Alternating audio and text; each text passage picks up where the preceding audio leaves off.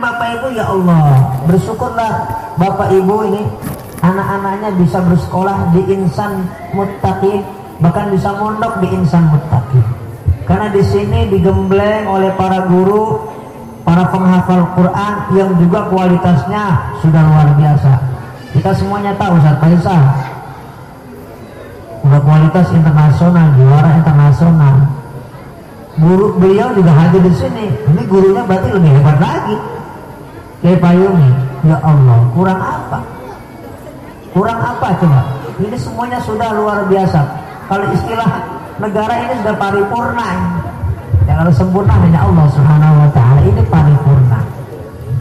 Warattil, dan kau ulang lagi itu bacaan kamu di dunia. Kama turattilul Qur'ana fid dunya. Sebagaimana kau pernah mentartil bacaan Quran itu di dunia. Kalau bahasa kita ini, gua pengen dengerin lagi nih. Padahal Quran ini kita bicara pas kiamat, tapi Allah Subhanahu wa taala ingin kembali ya mendengar lantunan bacaan Quran yang dibaca dengan tartil oleh penghafal Al-Quran. Tujuannya apa? Untuk memuliakannya. Kenapa? Ada terusannya lagi. Fa inna manzilataka 'inda akhir ayatin taqra'uha.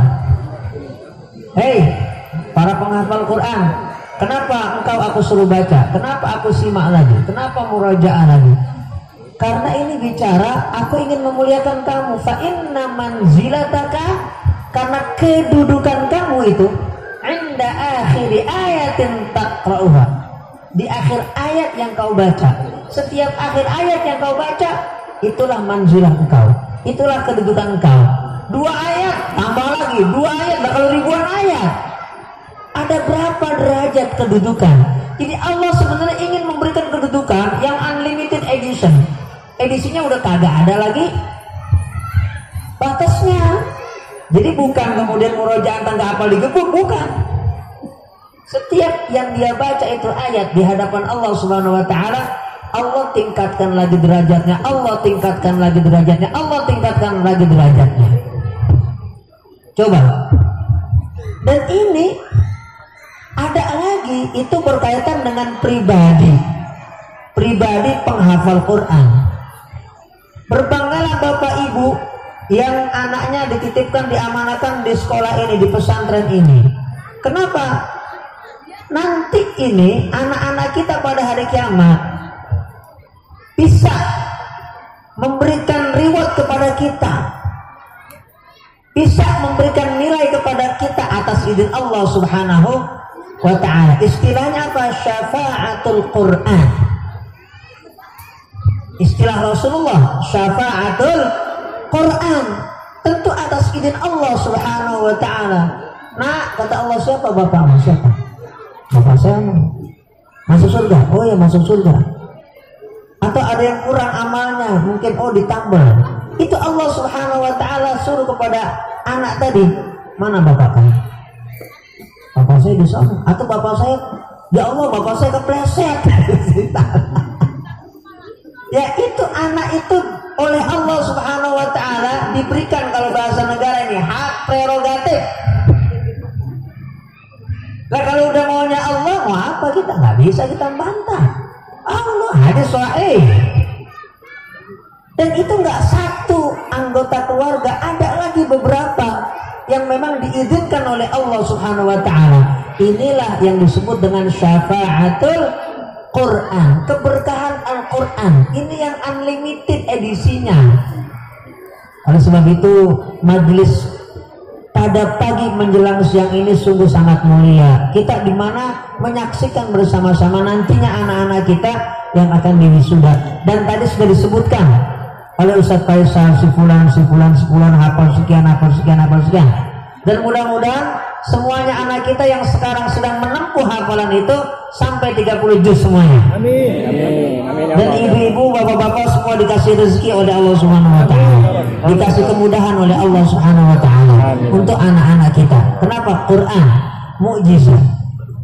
Nah, tentu ini ada sambungannya dengan Maulid Nabi Muhammad SAW, karena Quran ini, mukjizat ini tentu diwahyukan oleh Allah Subhanahu wa taala kepada baginda Nabi Muhammad sallallahu alaihi wasallam.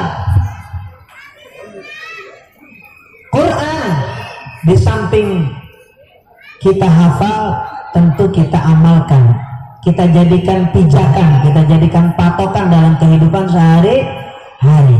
Tentu itu kewajiban juga. Setelah kita membaca, setelah kita menghafal, kemudian mengamalkan isi Al-Quran, tentu setahap demi setahap, seperti yang diamalkan oleh para sahabat Rasulullah Sallallahu Alaihi Wasallam. Dan mulianya Quran ini langgeng sifatnya, abadi sampai hari kiamat kelak Al-Quran ini. Makanya Sayyidah Aisyah ketika bicara tentang potret akhlak Rasulullah Sallallahu Alaihi Wasallam, kana khuluquhu Al-Quran, adalah akhlak Rasulullah Al-Quran. Jadi bahasa kita, Rasulullah itu adalah Al-Quran berjalan. Karena seluruh isi Al-Quran dari mulai Bismillahirrahmanirrahim, Alhamdulillahirabbil alamin sampai minal jinnati wan nas, semuanya secara utuh sudah diamalkan oleh baginda Nabi Muhammad sallallahu alaihi wasallam. Jadi ini satu kitab suci yang kemuliaannya diantaranya sudah diamalkan.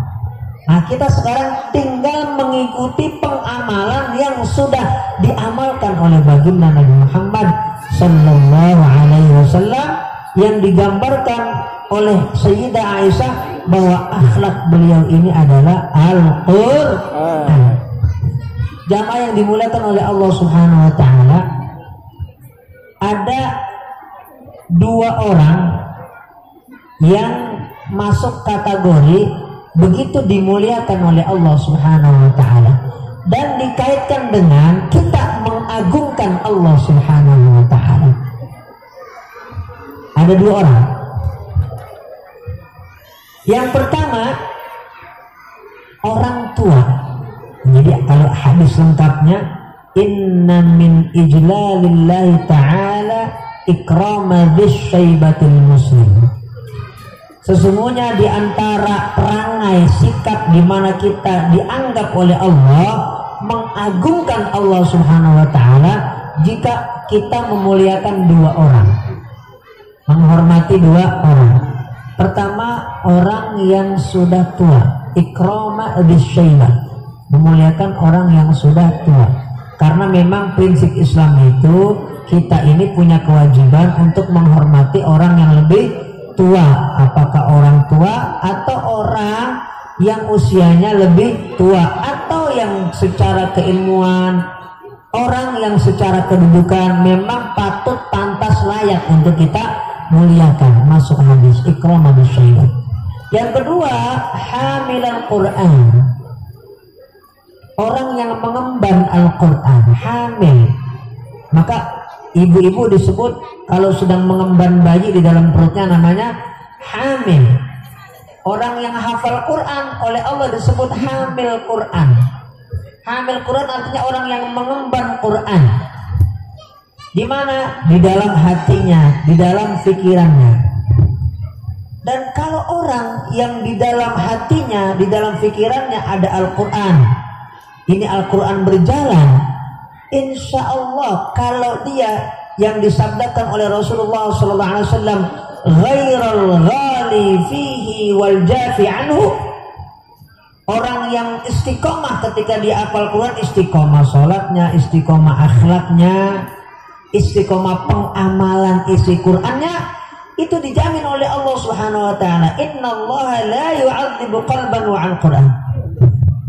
Allah enggak bakal mengadab hati, Allah tidak mungkin mengadab diri, Allah enggak mungkin mengadab sosok orang yang di dalam hatinya ada Quran. Mustahil, diharamkan oleh Allah Subhanahu wa taala. Jadi sama orang yang sedang atau sudah ada di dalam hatinya Quran, itu untuk surga udah dekat banget. Karena ini bicara hadis, Rasulullah mustahil berdusta, nggak mungkin. Itu sama surga gampangannya, tiketnya udah di tangan, padahal orangnya masih ada di dunia. Apalagi yang punya pesantren, misalnya kayak Pak Yumi sudah mencetak sekian banyak orang hafal Quran. Mudah-mudahan ini termasuk Bapak Haji Suripto. Meskipun beliau nggak hafal, tapi kan punya sekolah untuk mencetak para penghafal Quran. Ya Allah, mulia benar. Ini sesuatu yang sangat luar biasa. Secara Quran dan Sunnah Rasulullah Sallallahu Alaihi Wasallam.